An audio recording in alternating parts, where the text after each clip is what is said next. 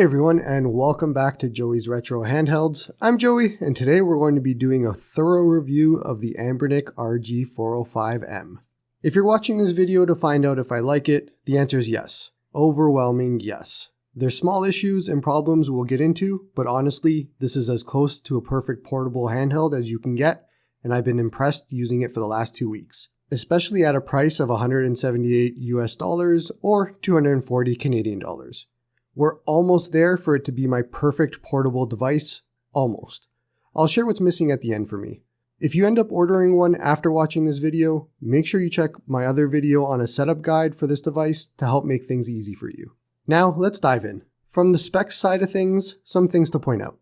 This device uses the T618 chip, which was also used in the widely popular Retroid Pocket 3 Plus, so we have a good idea of what games run and best settings for them. For a quick rundown, everything up to PlayStation 2 runs basically perfectly. If you wanted a Nintendo 64/Dreamcast device, this is it. Things get tricky with PlayStation 2, Gamecube, Wii, 3DS, and Switch. Some games just won't run, some will run poorly, and some will run great. It really depends on the game. So for me, it's hard to call this a device that can play those. It's more of a bonus than anything else. But I will say I've had a pretty good experience with those systems, as you'll see in the showcase later on. I did an unboxing in my first impressions video, so won't rehash what I said there. Nothing special in the box to talk about anyway. Major difference from the Retroid Pocket 3 Plus is that the RG405M has a 4:3 aspect ratio and a resolution of 640x480. This does cause PSB, for example, to have a letterbox display compared to the Retroid Pocket. The RG405M has an internal storage of 128GB, which, depending on the games you play, could save you money on an SD card. And lastly, the analog sticks are Hall effect to mitigate drift. Let's talk about the build quality and feel, and recent experiences of people's screens popping out outside. I'm over the moon about the feel of this device. With how the sides are curved and the size, this has to be one of the most comfortable handhelds to me, even after multi-hour play sessions. Not once in any of my sessions did I feel like I needed a grip or any hand cramps. I'm impressed. The sticks, buttons, all of it feel great to use and no complaints there. It's very comfy. If you watched my RG353V video, you'll recall there was an issue with a static hissing noise with headphones plugged in. Happy to say that's not the case here at all, and headphones work great. Bluetooth audio, however, still has the delay. Just an Android thing. Now, I do have to point out a few issues. First, the screen. It's 640x480, so it's no surprise it's going to be low resolution, but that's not the concern. Anbernic for some reason decided to over-sharpen the screen, and not sure how much of it you can tell from the video, but it's very noticeable in person. Thankfully, I haven't noticed it much in games, just mostly the Android menus and Daijisho, but it's something to be aware of. I did dig into settings and found they had the contrast on super high, so I adjusted that down and it helped, but it didn't remove the issue. Second, the device can get hot, not just warm. Partly my fault, I really put it through torture by transferring files, downloading games, and playing games at the same time, so it got super hot. But with just playing games, nothing else running, it was warm to the touch mostly. That is, unless you're charging while playing, in which case, as you'd expect, it gets really hot. Third, and not sure the best way to explain it, but I found my A and B buttons to get stuck sometimes on their way back up. Like a stutter, semi-stuck. Doesn't happen enough to annoy, but it does happen. On the topic of buttons as well, not sure if they're scratching the metal underneath, but you can see lines forming on the sides which does wipe off.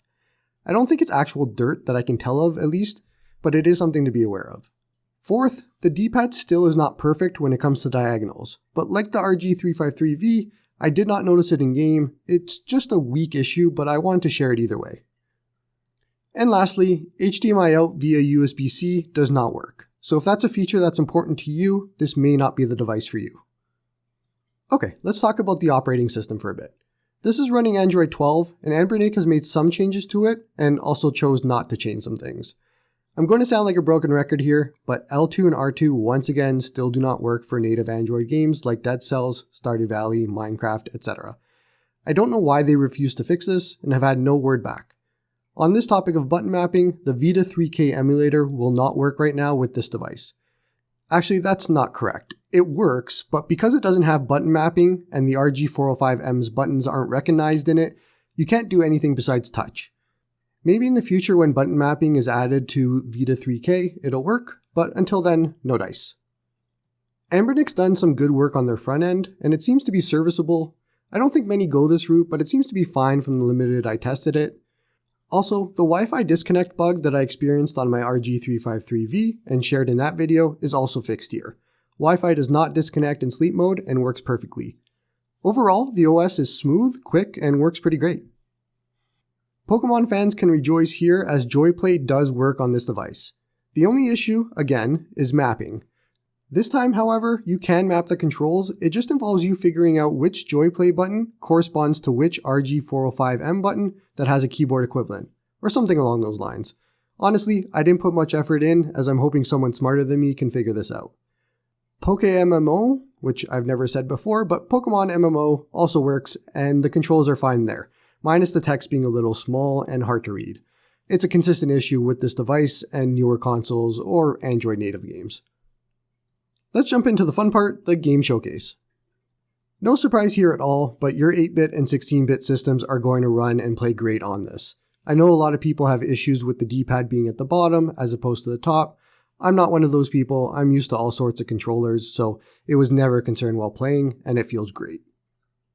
Moving on to Dreamcast, and this is where you're going to see a massive improvement from something like the RG353 series. Compare Sonic Adventure 2 here with how it was in my RG353V video, and we're running a smooth 60 FPS with no audio issues at all. This is at a 1x resolution. Same story in res, just smooth and no issues. If you were unimpressed with Dreamcast on the RG353, you won't be here. On that same note, you may remember I wasn't happy with N64 PS1 performance or ergonomics due to the stick placement on the RG353V. Happy to show that isn't the case here either. This is Banjo-Kazooie running at a resolution of 1440 by 1080. It looks great and is very comfortable to play on this handheld. Frame rate stays between 26 to 30, and you can drop the resolution down a bit if you want that capped 30. On the PS1 side of things, more of the same. Here's Final Fantasy VII running at a 5x resolution, or 1080p, and no issues here. You'd likely have to drop this down for some games, but by no means will N64 or PS1 games be unplayable. Perfect device for both. On the Nintendo DS side, the bigger screen definitely helps here with making this feel playable. I think for even myself, who has a tough time playing DS and 3DS on anything but their native handhelds, I could find myself playing some games on this. Performance-wise, DS runs really well, and also not a system to be concerned with. Last on my list of systems to not be concerned with is PSP. This is also where you'll see a good example of the 4:3 aspect ratio, giving that letterbox look to the 16:9 PSP. I'm used to black bars on sides and top and bottom like this, so it doesn't bother me, and happy to note the text is a lot more readable than the 353 series, and performance-wise, like the others, PSP will run great here. Let's get into the systems that have challenges, need tweaking, or need absolute patience if you want to play them on this handheld. Like I said before, these systems are bonuses. You're going to be referencing a compatibility sheet like the community has been using for a while now, and I'll link it in the description. Many games need tweaks, either minor or very major. I'd also consider power ROMs for all of them, which is what I did. Talking about PS2 first, here's God of War. Kidding, we're not doing that here. I've had varied success with PS2. Games don't crash like they have for the Gamecube and Wii, which I'll talk about a little bit later, but performance hasn't been great or consistent. Simpsons Hit and Run needed a minor tweak to get it to run okay, while other games like Dragon Quest VIII, for example, would need several tweaks and changes so that it doesn't run at 16 FPS like you can see here. So it all depends on how much effort you want to put in. On the flip side, 3DS games like Pokemon X and Legend of Zelda Link Between Worlds were running well with occasional stuttering and visual glitches, but the 3DS catalog is all over the place with compatibility as well. I find it runs better than PS2, and I'd consider some of these games actually playable, but the main issue is shader compiling, and when that happens, the game just slows to a crawl, along with the audio. I also wish Citra MMJ, which is the best running emulator I found, had hotkeys like Drastic for screen swapping and full screen, and it had better option for screen layouts. For Gamecube and Wii, it's almost the opposite of the PS2. Games with default tweaks, like I had in my other video, run pretty good. For Gamecube, I was able to have a good experience playing Paper Mario Thousand Year Door for a long while. Smash Bros. Melee runs great, and even Twilight Princess was staying near 30 FPS. On Wii, Super Paper Mario and Fire Emblem Radiant Dawn ran well too, with New Super Mario Bros. Running not super well. Take this with a grain of salt, things could get bad late game for each of these, but this is only what I've tested. So what's the issue here? Well, the games crash a lot. Paper Mario Thousand Year Door would constantly crash at one spot until I switched from MMJR to official. Then it would crash there and I'd have to switch back. Wii side, same thing. Radiant Dawn and New Super Mario Bros. Would crash during the opening or randomly after as well. So that's the caveat here. Some of Gamecube and Wii run well when not crashing, but your mileage may vary. Last on the list of console showcases is Nintendo Switch.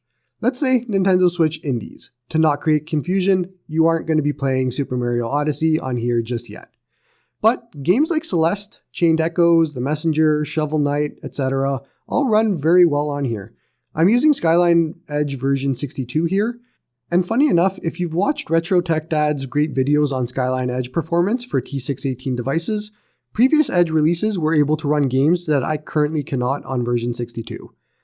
Switch emulation is still essentially alpha, beta, don't expect miracles or consistency. But again, if you can get over letterboxing and smaller text, it's a fun way to play some 2D indies that you wouldn't expect to be playable here. However, like GameCube and Wii, expect a lot of crashes and some frame dips here and there. For streaming, L2 and R2 still work in Moonlight, PSPlay, and xbPlay. Important to note, PSPlay is a third-party app and not the official Sony one. This one works with all controllers and is the reason we use it. On this topic, to not confuse anyone further, other reviewers have said L2 and R2 do not work with xCloud on this device, and that's correct for that specific official Microsoft app. Thankfully, there's a better third-party app called xbPlay that L2 and R2 do work on, and that's what we're using here. Like the RG353, I don't think many people will take advantage of streaming, but I do like pointing it out as an option. And lastly, native Android games, still with a lack of L2-R2. Stardew Valley does work here, and just a note, Stardew will crash if you select new game with the controller. Instead, you have to touch new game with your finger to get through. I have no idea why it works, but it does. Not that it super matters, Stardew is very squished on this screen and not a super good experience, but hey, it works. And that's it for the showcase. Let's talk about my overall thoughts. I'm going to reiterate what I said at the start. As of right now, this may be my favorite pocketable handheld. The value here in this device is the size, so that's one of your major points. This is the best you're going to get. If it isn't, and you don't care about something in this form factor, there are better options. The Odin Lite or Pro and the Retroid Pocket 3 Plus both come to mind. But this is the most powerful device in this form factor, and exactly what I'm personally looking for. We're so close to what I would call my perfect handheld that this gives me hope. Here's what I would like to see Anbernic improve upon for the next model and get us to that perfect stage. First off, the screen resolution needs to be higher. I won't even get into panel types like OLED, which would be a pie-in-the-sky dream for me personally, but the overall resolution just needs to be higher. And second, we're so close to having really good performance for PS2, GameCube, and Wii that a better chip like the RK3588 would be exciting to see here. Maybe next year, but who knows. However, as anyone in the space knows, buy when a product meets your needs, as otherwise, new handhelds are released every month and it can get overwhelming. For what Anbernic has accomplished here with the RG405M, I think it'll be a favorite for many for a long while and fully replaces their previous RG353M in my opinion. Now, I want to get back to playing some games on this thing, so hope you liked the video and hope you all have a good one.